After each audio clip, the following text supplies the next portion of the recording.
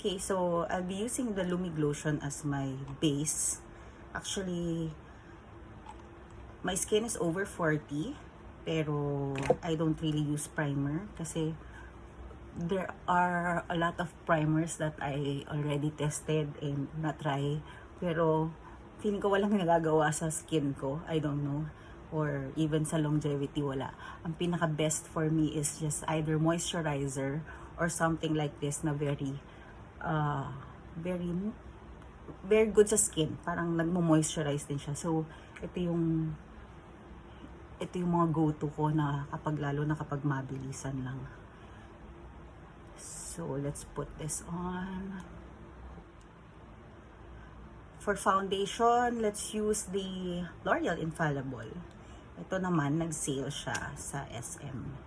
And, oh, sorry, nabili ko to online kasi